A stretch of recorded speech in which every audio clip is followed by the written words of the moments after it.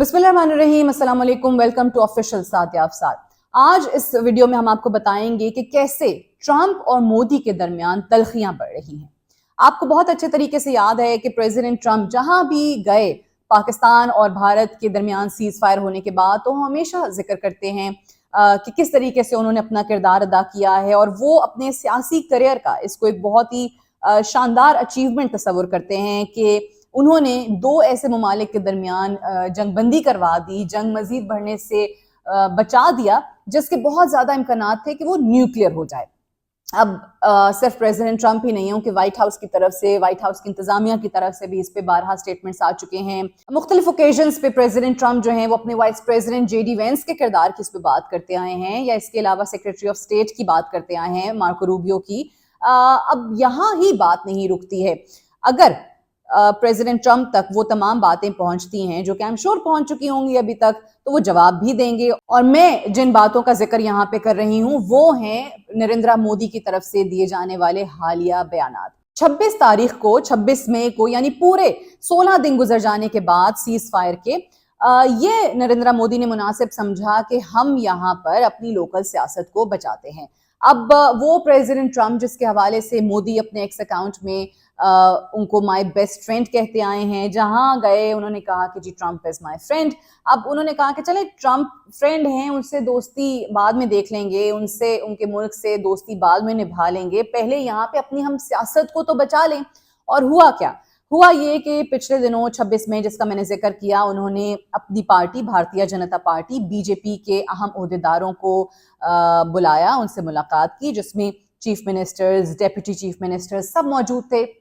और बार बार क्योंकि मोदी से सवाल हो रहा था कि आपने क्यों किसी और मुल्क को, किसी थर्ड पार्टी को सालिसी का कहा दोनों ममालिक के दरमियान, सो उस पे नरेंद्र मोदी ने एक बिल्कुल अलग, बिल्कुल नया नैरेटिव जो है वो अपनाना शुरू कर दिया है, जिसमें वो डिनाई करते हैं किसी भी थर्ड पार्टी के किरदार को, जिसमें वो डिनाई करते हैं अमेरिका के किरदार को, और जिसमें डिनाई करते हैं प्रेसिडेंट ट्रंप के किरदार को। अब ये बड़ी दिलचस्प बात है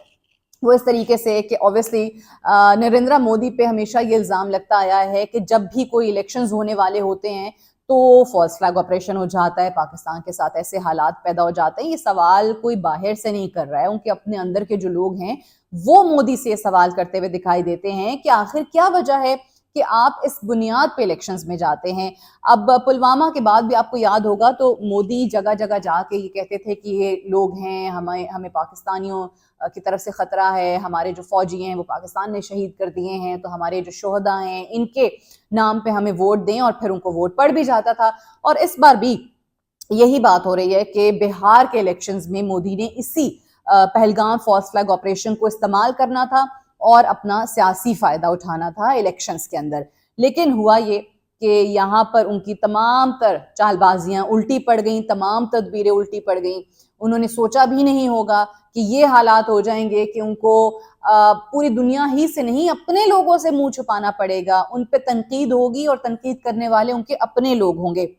यहाँ पे मैं आपको बताती हूँ कि आखिर कौन कौन से सवालात उनसे और किस किस की तरफ से किए जा रहे हैं। मैंने जैसे आपको भी बताया कि जब वो अपने भारतीय जनता पार्टी के लोगों के साथ मिल रहे थे तो उन्होंने एक कहानी बनाई कि हमने पाकिस्तान में दहशतगर्दों के अड्डों पर हमला किया, पाकिस्तान ने जवाबी कार्रवाई की, तो फिर हमने ऑपरेशन सिंदूर शुरू कर दिया, हमने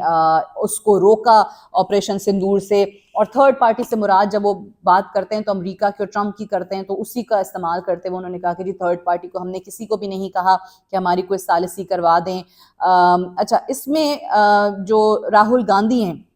आपने सब ने, आप सब जानते हैं कि वो कांग्रेस के रहनुमा हैं, और उन्होंने जो भारतीय वजीर खारजा हैं एस जयशंकर, उनके सामने 3 सवालात रखे हैं, और ये तीनों सवालात उन्होंने अपने एक्स अकाउंट पर किए हैं। और पहला सवाल जो है, why has India been hyphenated with Pakistan, यानी भारत को पाकिस्तान के साथ क्यों मिलाया गया, क्यों जोड़ा गया। दूसरा सवाल, why didn't a single country back us in condemning Pakistan, कि क्यों किसी एक मुल्क ने भी पाकिस्तान की मुजम्मत करने में हमारा साथ नहीं दिया, हमें सपोर्ट नहीं किया। और तीसरा सवाल, who asked Trump to mediate between India and Pakistan, यानी प्रेसिडेंट ट्रम्प को किसने कहा था कि इन दो ममालिक के दरमियान सालिसी का किरदार अदा करें। बात यहीं पे खत्म नहीं होती है। भारतीय नेशनल कांग्रेस के तर्जुमान पवन खेड़ा, उनकी तरफ से भी पूछा गया कि हमें ये बताया जाए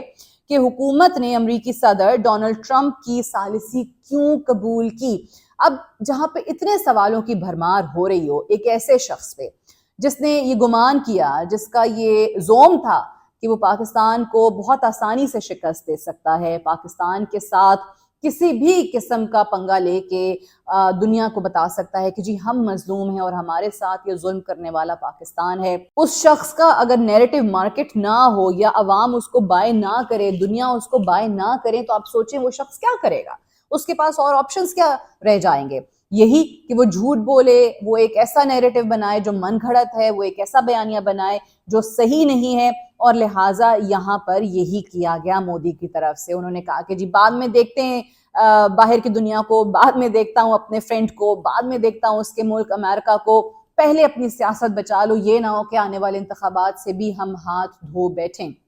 جتنا جھوٹ بول سکتے ہو بول لو، لیکن مسئلہ یہ ہے کہ آپ کو کیا لگتا ہے کہ وہ پریزیڈنٹ ٹرمپ جو ابھی تک جہاں جاتے ہیں پاکستان اور انڈیا کی جنگ بندی کا کریڈٹ لیتے ہیں، وہ ان باتوں کے بعد خاموش رہیں گے؟ کیا مارکو روبیو ان کے بعد خاموش رہیں گے؟ کیا جے ڈی وینس ان بیانات کے بعد خاموش رہیں گے؟ کیا وائٹ ہاؤس کی انتظامیہ اس پہ کوئی رد عمل نہیں دے گی؟ تو اس کا جواب ہے نہیں۔ آپ اور میں اور مودی صاحب انتظار کریں گے کہ کب وہاں سے کوئی جواب آتا ہے، کیونکہ اتنے دن گزر جانے کے بعد، تقریباً 16 دن کے بعد، مودی کو یہ ایک فالس نیریٹو، جیسے فالس فلیگ آپریشن کرتے ہیں اسی طریقے سے ان کو یہ فالس نیریٹو بنانا ہی بہتر لگا، یہی سوجا اور یہی انہوں نے وہاں پر کیا بھی۔ اب یہ ایک ایسی چیز تھی جو پریزیڈنٹ ٹرمپ نے سب سے پہلے ٹویٹ کر کے عوام کو بتائی، دنیا کو بتائی کہ جی ہم نے، ہماری ٹیم نے پوری رات ایفرٹس کی ہیں، اور اس کے بعد دونوں ممالک سیز فائر پر اگری ہو گئے ہیں۔ پھر اس کے بعد آپ کو یاد ہوگا ہمارے deputy prime minister Ishaq Dar کا ٹویٹ آیا تھا، پھر بھارتی وزیر خارجہ ایس جے شنکر کا ٹویٹ آیا تھا۔ تو آپ ان چیزوں سے پیچھے کیسے ہٹ سکتے ہیں؟ آپ کیا سمجھتے ہیں کہ پوری دنیا جو ہے وہ اتنی بے وقوف ہے کہ آپ جب جو کہیں گے لوگ اس کو بائی کرنا شروع کر دیں گے؟ اور رہی بات بھارت کی اور پاکستان کی جنگ کی اور جنگ بندی کس طریقے سے ہوئی تھی، تو مجھے وہ رپورٹ یاد آ رہی ہے سی این این کی، جو کہ ان کے رپورٹر نک رابرٹسن کی طرف سے آئی تھی، اور انہوں نے بڑی زبردست اس پہ رپورٹنگ کی تھی، اور یہ بتایا تھا کہ بھارت نے جب پاکستان کی 3 ایئر بیسز پہ حملہ کیا تو پھر پاکستان نے جوابی کارروائی کا سوچا، اور وہ جوابی کارروائی جو آپریشن بنیان المرصوص کی صورت میں نظر آئی، وہ اتنی زبردست تھی کہ بھارت اس کو برداشت نہ کر سکا۔ بھارت جو ہے وہ مجبور ہو گیا کہ کسی طریقے سے اس کو فوری طور پہ روکا جائے، اور پھر چاہے وہ سعودی عرب ہو، ترکی ہو، اور بالآخر امریکہ جس کی وجہ سے سیز فائر ہوا، بھارت نے سب کے در پہ حاضری دی، سب کا دروازہ کھٹکھٹایا کہ کسی طریقے سے پاکستان سے ہماری جان بچاؤ۔ اب بھلے وہ یہ کہتے ہیں کہ جی ہم نے تو ایسا کچھ نہیں کیا، آپ کو یاد ہے مودی نے ایک جگہ پہلے بھی یہ کہا تھا کہ پاکستان نے پہل کی سیز فائر کی، اور پاکستان کے جو ڈی جی ایم او ہیں انہوں نے سب سے پہلے ہم سے رابطہ کیا تھا، اور پھر دونوں ممالک نے اگری کیا کہ ٹھیک ہے جی جنگ بہت ہو گئی، بہت کھیل لیا، اب اس کو روک دیتے ہیں۔ تو یہ انہوں نے پہلے نیریٹو بیچنے کی کوشش کی، اور اب ایک اور نیریٹو کہ ہم نے تو امریکہ کو کہا ہی نہیں تھا، پریزیڈنٹ ٹرمپ کو کہا ہی نہیں تھا۔ تم کو کیا لگتا ہے کہ پریزیڈنٹ ٹرمپ جو ہیں وہ یہ سب کچھ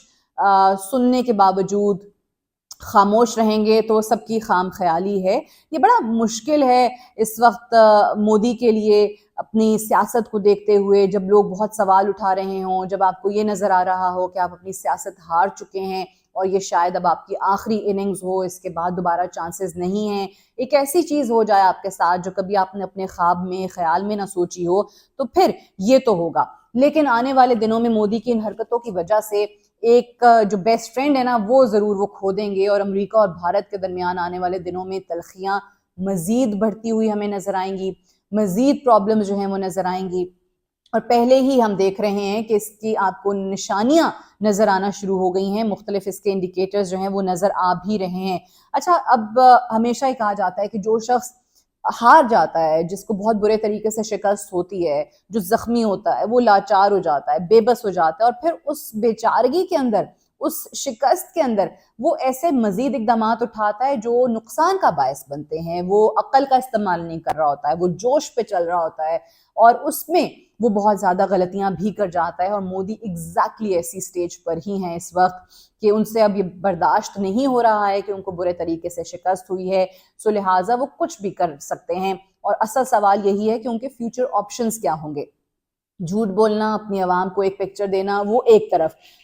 एक चीज जरूर देखिएगा कि आने वाले दिनों में हो सकता है मोदी अपने उन तमाम लोगों की जो कि उनके साथ हैं, बहुत अरसे से साथ हैं और उनके इस पूरे प्लॉट के अंदर, इस पूरे प्लान के अंदर उन्होंने हमेशा साथ दिया है, हो सकता है उन करीबी लोगों की कुर्बानी भी दे दें मोदी आने वाले दिनों में। और इसमें सरे फहरिस्त जो हैं वो भारतीय वजीर खारजा एस जयशंकर भी हो सकते हैं। सो अगर ऐसा हो जाएगा तो हमें कोई there